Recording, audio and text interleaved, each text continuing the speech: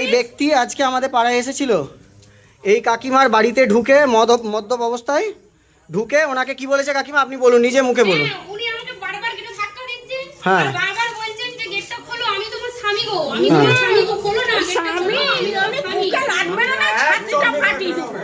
দিয়ে আর কি বলেছে কাকিমা? গেটটা খোলো না, গেটে লাগ মারছে, ডাকা করেছি স্বামী তোমার এখানে একটা বাবা চুল ছিঁড়ে নেব তোরে।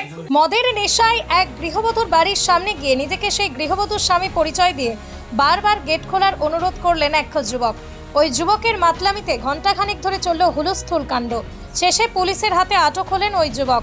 ঘটনাটি আরামবাগের সতীতলা এলাকার। গতকাল রাত্রি আনুমানিক 9:30 নাগাদ সতীতলা এলাকার একটি বাড়ির সামনে হাজির হয়েছিলেন আরামবাগেরই এক যুবক। গলা ভর্তি মদ খেয়ে ঢলে ঢলে এক মহিলার বাড়ির দরজায় গিয়ে দাঁড়ান তিনি। তারপর বাইরে থেকে বারবার বলতে থাকেন, কই গো দরজাটা খোলো। বাড়ির ভিতরে থাকা মহিলা অপরিচিত সেই আওয়াজ শুনে কে রয়েছেন জিজ্ঞাসা করতেই মদ্যপ ওই যুবক বলে ওঠেন, আমি তোমার স্বামী গো, দরজাটা খোলো। এই কথা শুনে ওই মহিলা রীতিমতো ভীত সন্ত্রস্ত হয়ে পড়েন। ভয়ে তিনি আর দরজা খোলেননি।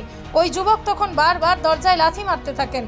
মহিলাটি তখন চিৎকার চেঁচামেচি করতে থাকায় প্রতিবেশী এক যুবক সেখানে ছুটে গিয়ে মদ্যপ যুবককে ধরে ফেলেন। এরপরই পুলিশকে খবর দেওয়া হয়, কিন্তু পুলিশ নাকি ঘটনাস্থলে পৌঁছতে অনেকটাই দেরি করে বলে অভিযোগ। তবে দেরি হলেও শেষ পর্যন্ত পুলিশ ঘটনাস্থলে পৌঁছে অভিযুক্ত যুবককে আটক করে থানায় নিয়ে যায়।